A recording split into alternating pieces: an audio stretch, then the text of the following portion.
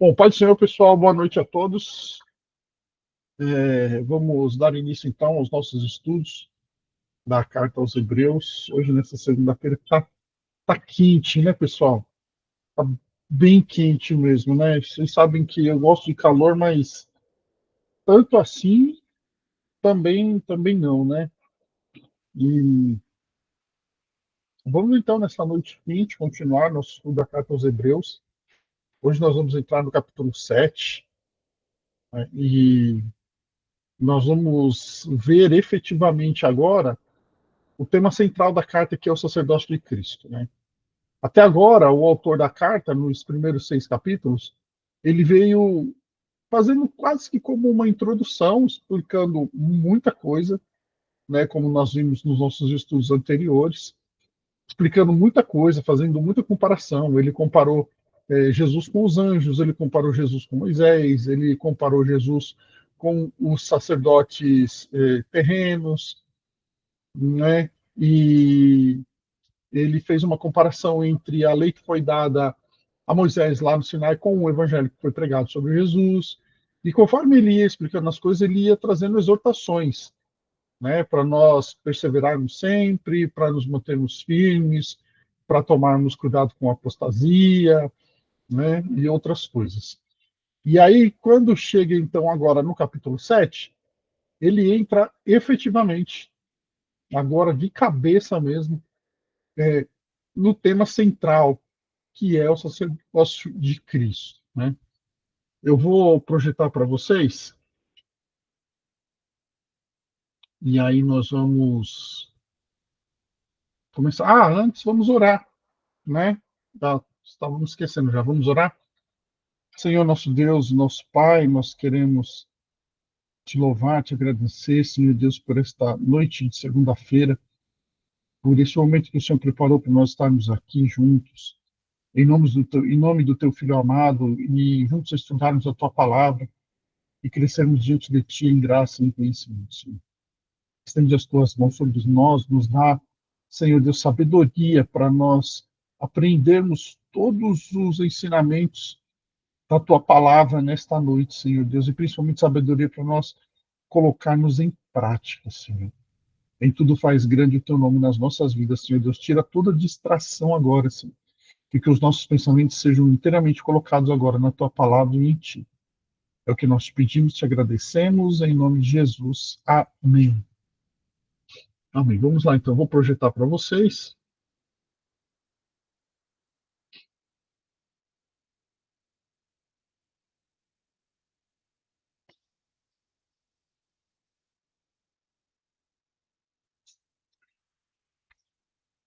E hoje, pessoal, claro, né? A gente não vai conseguir ver o capítulo inteiro, tá? O capítulo 7 inteiro.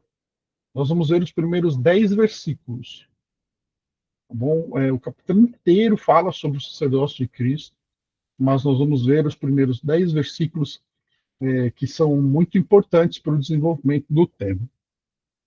E aí nós vamos ler, então, esses versículos. Porque este Melquisedeque, rei de Salém, vocês se lembram, né, que no capítulo 6 ele terminou falando de Melquisedeque, né? Ele terminou ali quase como uma comparação de Cristo com Melquisedeque ali, né? Mas ele terminou falando de Melquisedeque, que era um sacerdote. E aí ele retoma agora o nome Melquisedeque para poder, então, introduzir o sacerdócio de Cristo. E aí ele começa, né? Porque este Melquisedeque, rei de Salém, sacerdote do Deus Altíssimo, foi ao encontro de Abraão. Espera aí, pessoal, só um minutinho, só, por favor. Fala mais alto.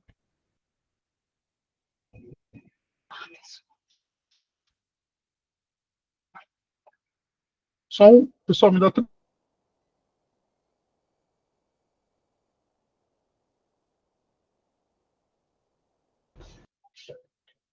Prontinho, voltei. Problema técnico aqui, pessoal, já foi, já. Vamos lá, então. Então, de novo, retomando, vamos lá.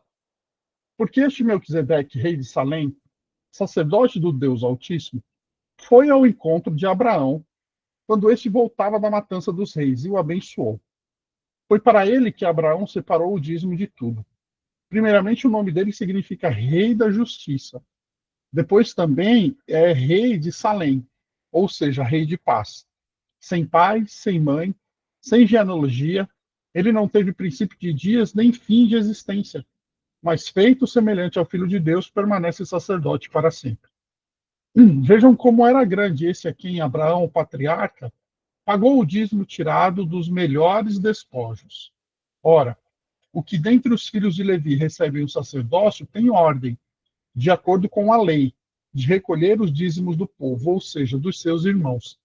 Embora que estes sejam descendentes de Abraão. Entretanto, aquele cuja genealogia não se inclui entre os filhos de Levi, recebeu o dízimo de Abraão e abençoou aquele que havia recebido as promessas. Evidentemente, não há dúvida de que o inferior é abençoado pelo superior. Aliás, aqui, os que recebem dízimo são homens mortais. Porém, ali, o dízimo foi recebido por aquele de quem se testifica que vive. E, por assim dizer, também Levi, que recebe dízimos, pagou-os na pessoa de Abraão. Porque Levi, por assim dizer, já estava no corpo de seu pai Abraão, quando Melquisedeque foi ao encontro deste. Tá? Parece um texto, sim, um pouco complicado, né? Tem umas coisinhas aí, e nós vamos agora estudar esse texto e espero que fique claro para todo mundo do porquê que o autor da carta fala, então, sobre Melquisedeque e também fala sobre o dízimo. Apesar de que, pessoal, vocês vão perceber que, assim, ó, o foco não é o dízimo, tá bom? O foco aqui não é o dízimo. O dízimo tem um propósito. Essa narrativa, quando o autor traz esse fato lá de Gênesis 14, quando Abraão entrega o dízimo a Melquisedeque, o foco aqui não é o dízimo, tá bom? O foco aqui é a ação de Abraão, e nós vamos entender por quê, tá? Vamos lá, então. Vamos começar do verso 1 ao verso 3. Porque este Melquisedeque, rei de Salém, sacerdote do Deus Altíssimo, foi ao encontro de Abraão, quando este voltava da matança dos reis, e o abençoou.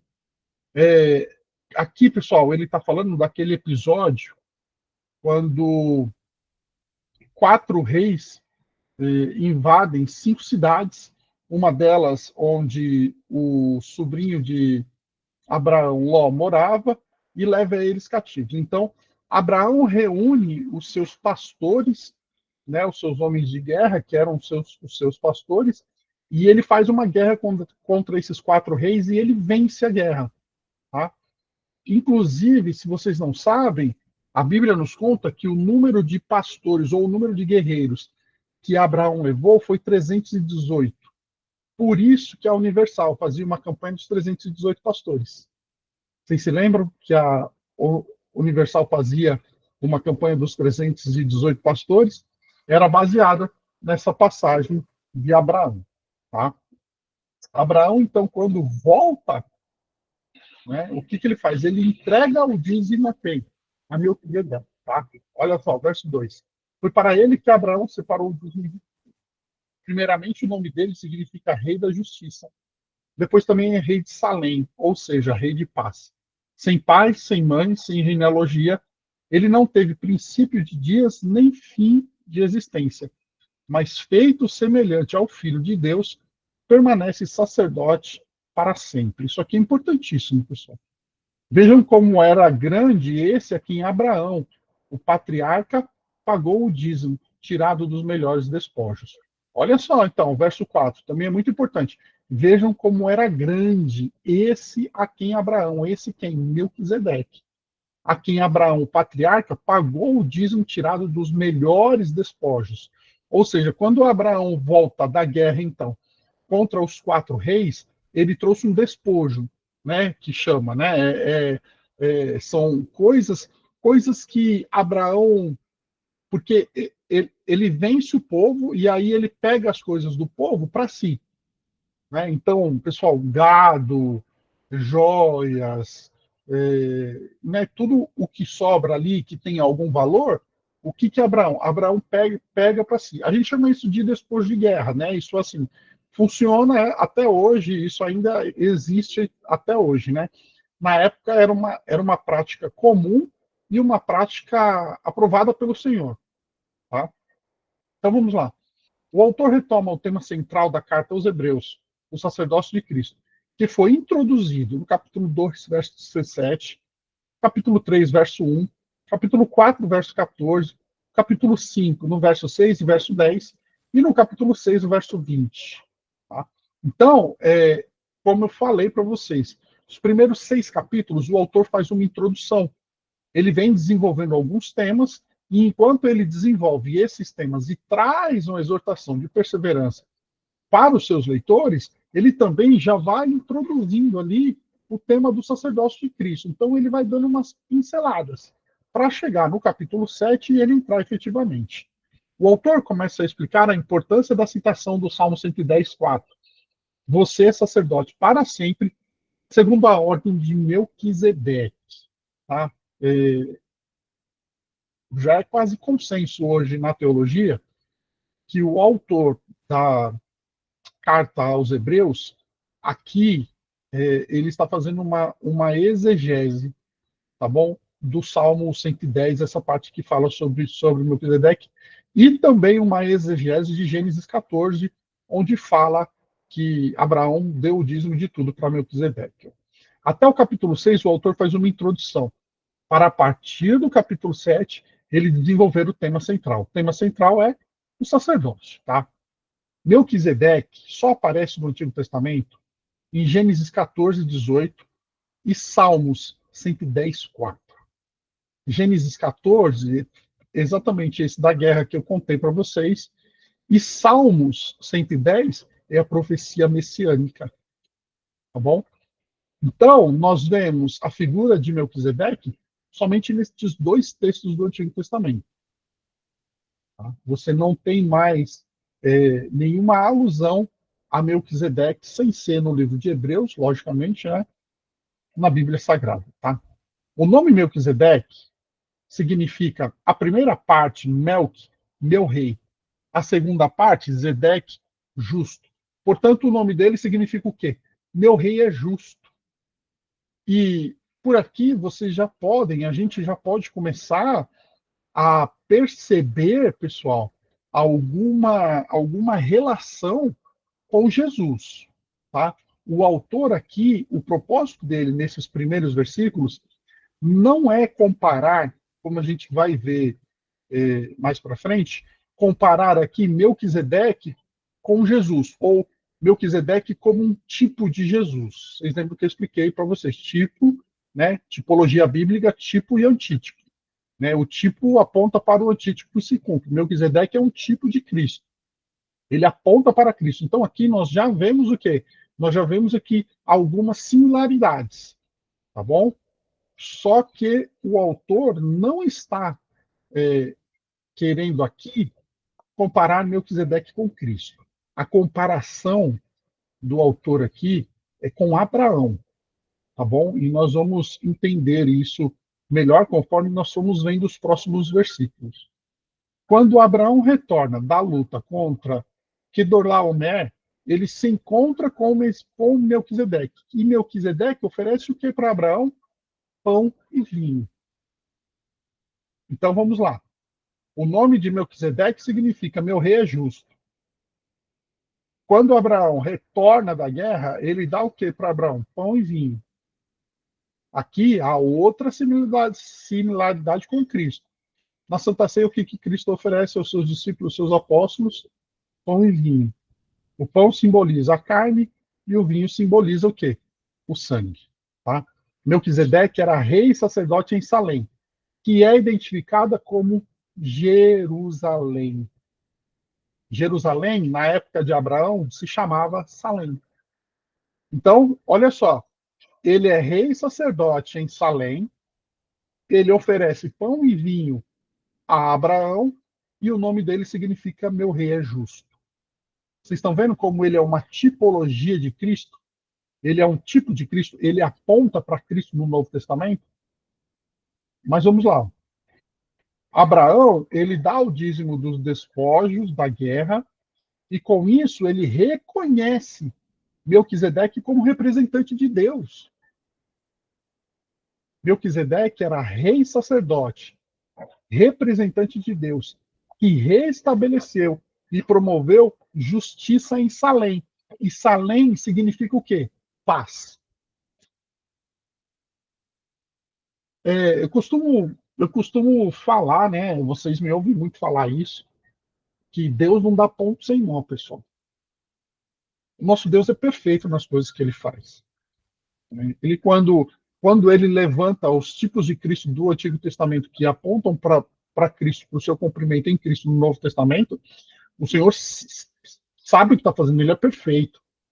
Né? Com todas essas. E olha só, Melquisedeque só aparece duas vezes no Antigo Testamento, Gênesis 14, Salmo 110. E com essas poucas informações que nós temos de Melquisedeque, nós já tiramos, então, todas essas similaridades com quem? Com Cristo Jesus. Tá? Essas duas características, justiça e paz, são messiânicas. Por quê? Porque Melquisedeque, ele o nome dele significa meu rei é justo, e quando a gente fala do Senhor justo, nós estamos falando da justiça do Senhor, tá? Justiça aqui, pessoal, não é somente punição, tá bom? O conceito de justiça na Bíblia ele é um pouco mais amplo, mas é também assim, o Senhor é justo, o Senhor é reto, nele não há engano, tá? Então, justiça e paz são duas características messiânicas. Olha só o que nos diz o texto de Isaías 9:7. Porque um menino nos nasceu, um filho se nos deu. O governo está sobre os seus ombros, e o seu nome será maravilhoso, conselheiro, Deus forte, Pai da eternidade, príncipe da paz. Ele estenderá o seu governo e haverá paz sem fim sobre o trono de Davi e sobre o seu reino, para o estabelecer e para o firmar, com juízo e com justiça, desde agora e para sempre. O zelo do Senhor dos Exércitos fará isso. Então, quando nós olhamos para o livro de Isaías, que é um livro messiânico, e que traz essa profecia messiânica, ela traz dentro dela essas duas características de paz e de justiça que são encontradas onde? Em Melquisedeque, que apontam para Cristo e se cumprem em Cristo. Pessoal, e de novo aqui, só para ficar bem claro para a gente, tá? Isso porque o objetivo do autor da carta aos Hebreus nesse trecho não é nem comparar ainda Melquisedeque com Cristo. Tá? Vamos lá, vamos prosseguir.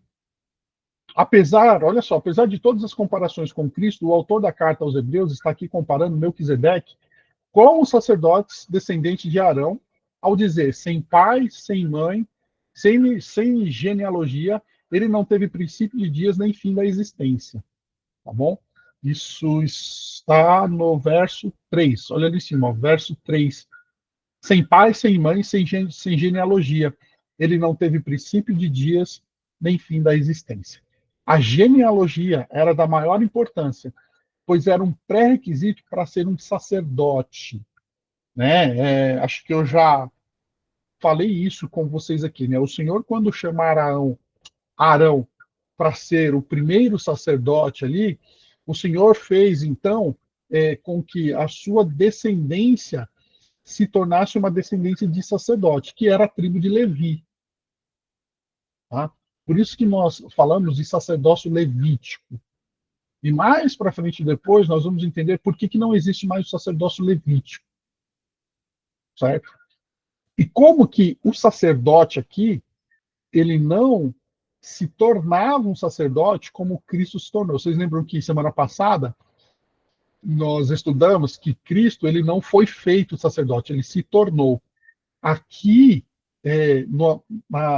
na tribo de Levi, ou nos sacerdotes da ordem de Arão, ou ordem levítica, tanto faz, a genealogia dele fazia com que eles fossem o quê? Sacerdotes. Eles eram feitos sacerdotes pela genealogia. Se eles não fossem da tribo de Levi, eles não poderiam ser sacerdotes. Tá? Melquisedeque não tem genealogia na Bíblia. Os nomes de seu pai e da sua mãe são omitidos. Ele também não tem a sua idade revelada. Os sacerdotes só serviam como sacerdotes durante um período da sua vida. O cargo não era vitalício, é dos 20 aos 50 anos. Então, primeiro, para você servir como sacerdote, você tinha que ser da tribo de Levi. Tá? O início da vida do sacerdote aqui tem uma leve diferença de, do os anos em que um sacerdote ele começava a servir. Isso foi mudando ao longo do tempo. Isso foi mudando por quê? Por conta da necessidade, tá? Como que é isso? É o seguinte, quando foi instituído, primeiramente, o sacerdote servia dos 30 aos 50. Depois, o próprio Senhor falou a Moisés que precisava de mais sacerdotes porque o povo era grande. E aí o Senhor mesmo colocou dos 25 aos 50. E depois, na época de Davi, segundo a necessidade também, Davi abaixou mais 5 anos, então dos 20 aos 50. Na época de Jesus, um sacerdote servia aí dos 20 aos 50 anos. Tá? O cargo do sacerdote não era vitalício. Ele não servia até morrer. Certo? E tem um ensinamento muito grande para nós, principalmente para os obreiros. Né? A gente precisa entender que o nosso ofício ele, ele tem um fim. Tá?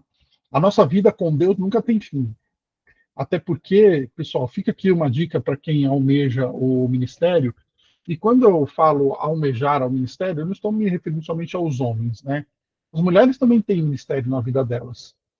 Né? Tem mulheres missionárias, a nossa igreja não tem o costume de ter mulheres pastoras, mas tem igrejas que têm. Né? Então, assim, uma vez que você é vocacionado por Deus, essa vocação ela permanece com você, mas o tempo que você coloca em prática ele tem um fim. Agora a nossa vida com Deus não tem fim, tá? Por quê, pessoal? Porque nós precisamos também descansar, tá? Isso é um ensinamento do Senhor para nós. Mas para nós não perdermos o foco. Vamos lá. Então, Melquisedeque não tinha genealogia e ninguém sabia a idade dele. Ninguém sabia quando que ele começou a ser um rei sacerdote em Salém e quando ele terminou, até quando ele foi. Até porque na época dele não tinha lei. Pessoal, nós estamos falando da época de Abraão. Moisés é muito posterior a Abraão. Né? Não tinha lei. Então, o que Melquisedeque fez? Ninguém sabe. A sua genealogia e a sua idade, quantos anos viveu, quantos anos ele foi rei e sacerdote em Salém. Tá? Vamos lá. A partir da conjunção adversativa mas, no verso 3, sem pai, sem mãe, sem genealogia, ele não teve princípio de dias nem fim de existência. Mas, a partir daí, o autor começa a comparação com Cristo, mas feito semelhante ao Filho de Deus. Porque ele não tem genealogia nem idade reveladas, ele permanece sacerdote para sempre. Olha lá, mas feito semelhante ao Filho de Deus, permanece um sacerdote para sempre. Assim como o sacerdócio de Cristo não terá fim e será por toda eternidade. Aqui nós vemos o que, pessoal? Aqui nós vemos outra similaridade com Cristo. Ainda, de novo, reforçando, ainda que não seja o objetivo do autor. Porque o autor aqui, ele está comparando Melquisedeque com os outros sacerdotes do Antigo Testamento e também aqui, de certa maneira, com Abraão, para ele dizer que Melquisedeque é superior a Abraão. Tá? Nós vamos ver isso. Bom, vamos lá, vamos prosseguir. O verso 4 e o verso 5. Eles dizem assim: vejam como era grande esse a quem Abraão, o patriarca, pagou o dízimo tirado dos melhores despojos. Ora, os que dentre os filhos de Levi recebem o sacerdócio têm ordem. Tá? É feito com ordem. Não é feito de qualquer jeito, ó, de acordo com a lei, de recolher os dízimos do povo. Então, assim, tem uma maneira de fazer, sabe? Não é de qualquer jeito, tá? Ou seja, dos seus irmãos, embora esses sejam descendentes de Abraão. O que ele está querendo dizer é assim, ó, embora todos sejam descendentes de Abraão, os sacerdotes, segundo a lei, eles têm que recolher os dízimos, certo? O autor aqui, ele está usando Abraão como um argumento de autoridade para falar sobre a grandeza de Melquisedeque. Porque aqui é o seguinte, pessoal, se o sacerdócio levítico tem a ordem de recolher, segundo a lei, os dízimos do povo, mesmo eles todos sendo descendentes de Abraão, ele está querendo dizer aqui que assim, ó, os sacerdotes eles são superiores ao povo, tá? Segura essa informação aí, vai ficar mais claro para você daqui a pouco. Abraão é um dos patriarcas, considerado um grande homem, amigo de Deus, pai da nação de Israel. Então, olha só a grandeza de Abraão. E aqui ele começa agora a comparar também a grandeza de Abraão com Melquisedeque. Tá? Na guerra contra Quedorlaomer, em que Abraão derrotou 4 reis e libertou 5 reis, ele atinge o auge da sua vida. E quando ele retorna, se encontra com Melquisedeque. Então, ali, Gênesis 14, pessoal, foi quando Abraão estava ali no auge da sua vida. Quando ele sai à guerra com 318 pastores, ou 318 guerreiros, e ele vence 4 reis. E aí, quando ele retorna para Salém, quem que ele encontra, pessoal? Ele encontra Melquisedeque. Tá? O autor está fazendo aqui uma explicação, uma exegese da narrativa de Gênesis 14. Então, o que, que o autor fez aqui? Ele trouxe Gênesis 14 para dentro da sua narrativa e ele está explicando para os seus leitores o que foi que aconteceu em Gênesis 14 e fazendo a comparação com o sacerdócio levítico para dizer que Melquisedeque é maior do que os sacerdotes da ordem levítica e que Melquisedeque também é maior do que Abraão. E olha quem ele está usando para fazer essa comparação. Ele está usando Abraão, pessoal.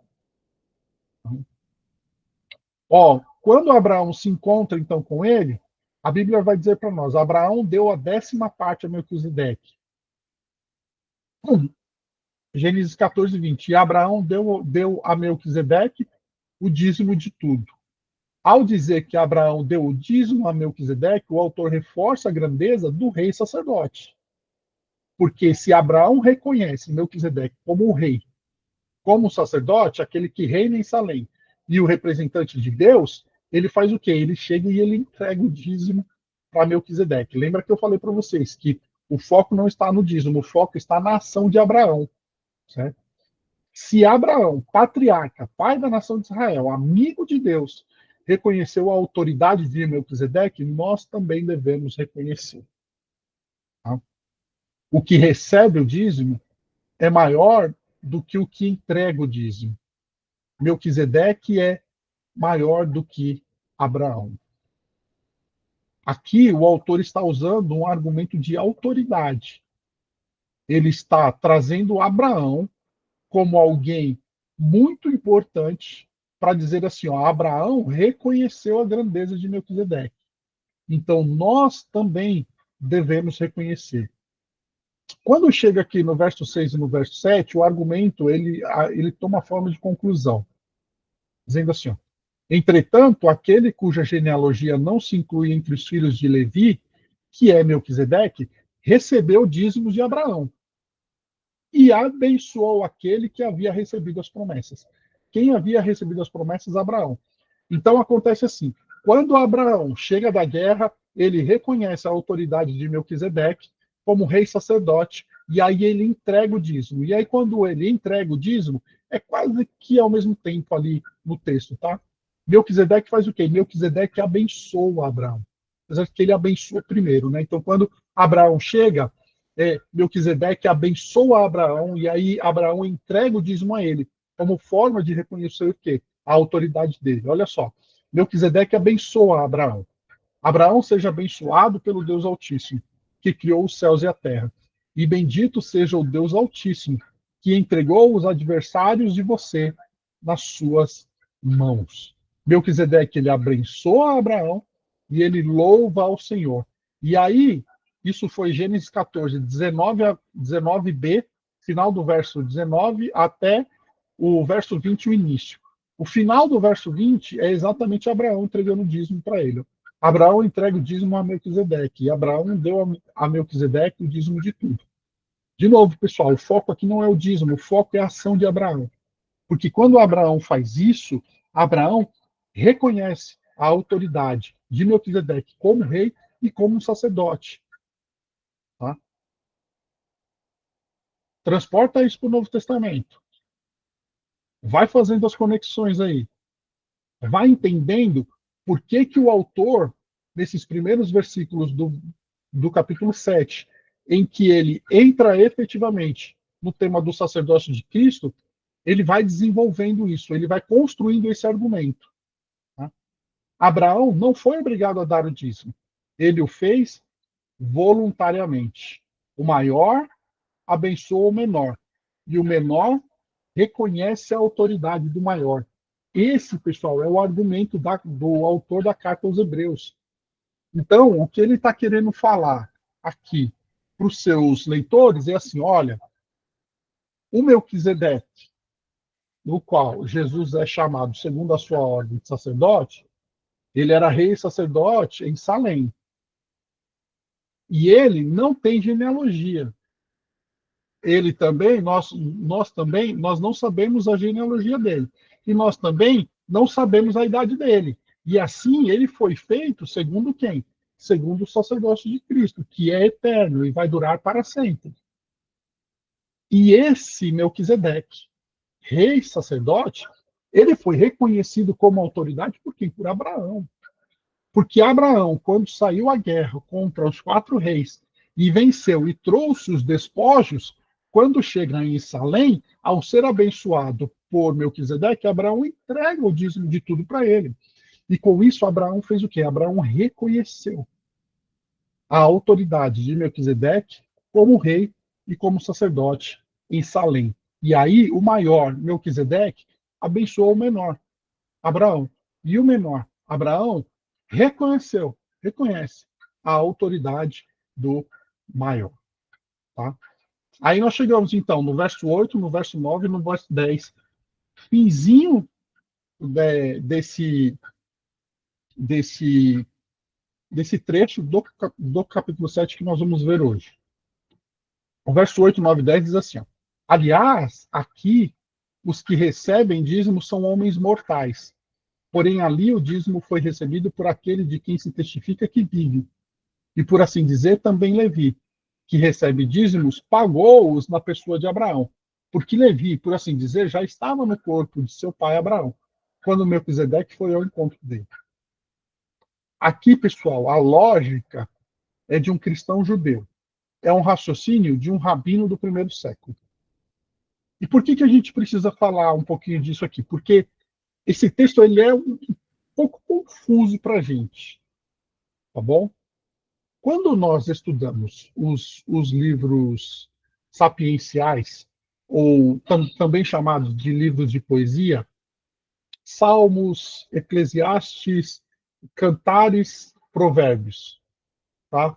E Lamentações, quando nós estudamos estes livros, que são chamados livros de sabedoria, porque trazem uma sabedoria muito grande na sua teologia, mas também são chamados de livros poéticos, são assim porque eles foram escritos em forma de poesia.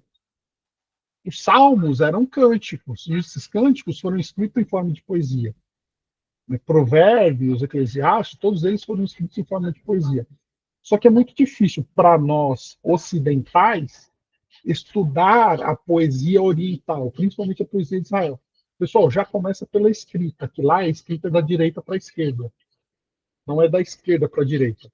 O simples fato de você escrever e ler da direita para a esquerda influencia no modo de você pensar, tá? Então, aqui, para nós entendermos esse texto, nós temos que tentar entendê-lo segundo um rabino do primeiro século, segundo a lógica deles, tá? Por quê? Porque nós vamos destacar do trecho acima. O sacerdócio permanente de Melquisedeque. O dízimo foi recebido por aquele de quem se testifica que vive. E aí você pode falar assim, tá, mas espera aí, na época de que o autor da carta aos Hebreus escreveu, Melquisedeque não estava mais vivo, né? Provavelmente ele morreu, pessoal.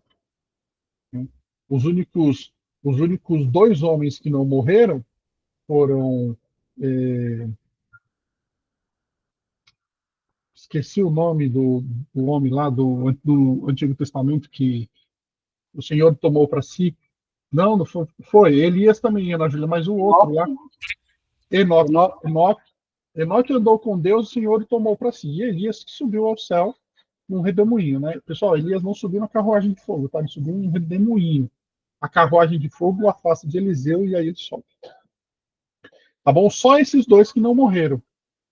A Bíblia nos diz que todos os outros homens morreram. Então, possivelmente, Melquisedeque também morreu. E aí, como é que ele fala aqui, então, que o dízimo foi recebido por aquele de quem se testifica que ainda se vive? Por quê? Porque o sacerdócio de Melquisedeque se perpetuou.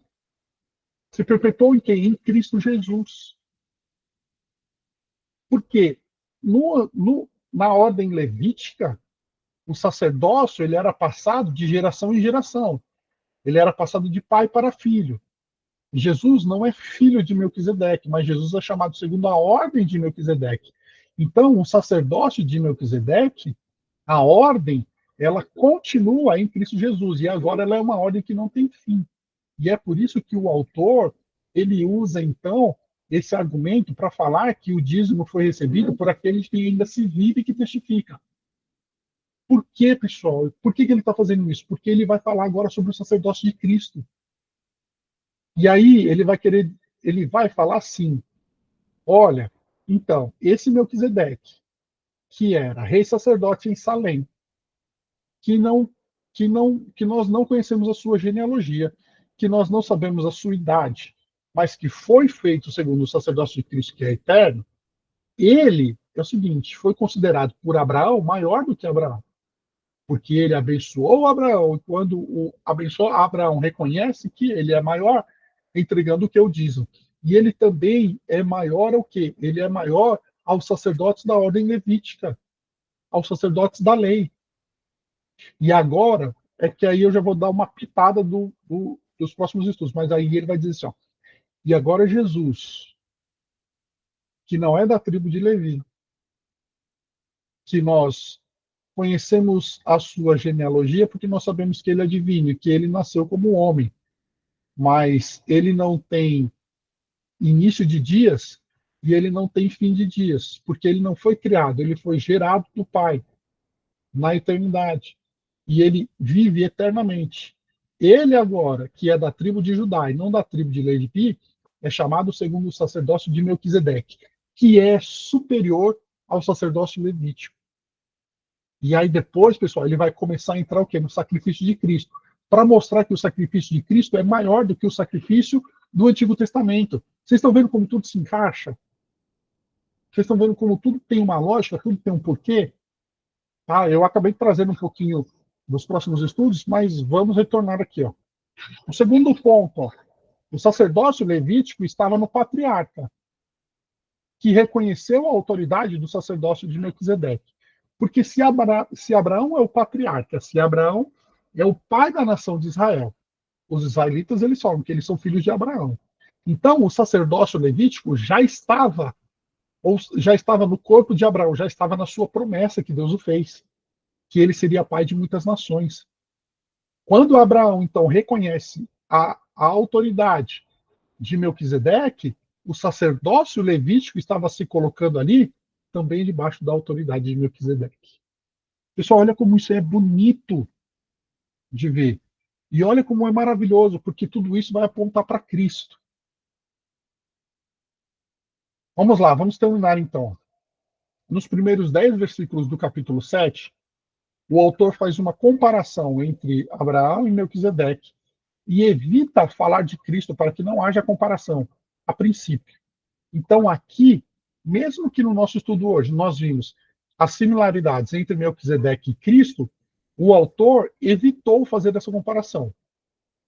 O que ele estava comparando aqui, faltou colocar aqui, foi, primeiro, o sacerdócio de Melquisedeque com o sacerdócio levítico, que já estava em Abraão, e faz uma comparação de grandeza de Melquisedeque com Abraão para dizer que Melquisedeque é superior. Para depois ele trazer, então, o sacerdócio de Cristo nos próximos estudos, para dizer que o sacerdócio de Cristo é superior a todos os outros. O foco desses primeiros versículos é dizer que Melquisedeque é maior do que Abraão. Nos próximos versículos, então, haverá a comparação com o rei sacerdote Cristo, que foi rei sacerdote em Jerusalém, e que hoje é rei porque ele reina, e é um sacerdote porque ele está intercedendo por nós na Jerusalém eterna, celestial. Vocês estão vendo como tudo se encaixa, pessoal? Vocês estão vendo como tem um porquê desse texto estar escrito? A gente tem que pesquisar, a gente tem que ir atrás, a gente tem que estudar e tal, mas está tudo ali, pessoal. O Antigo Testamento aponta para o Novo Testamento. O Antigo Testamento ele está explicado no Novo Testamento e o Novo Testamento está implícito no Antigo Testamento.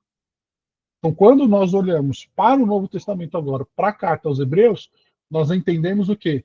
O sacerdócio de Cristo, principalmente, mas nós entendemos o sacerdócio levítico que aponta para Cristo, Melquisedeque que aponta para Cristo, e Abraão, as promessas de Abraão que também, de certa maneira, se apontam e se cumprem em Cristo Jesus. Amém? Vou parar a gravação.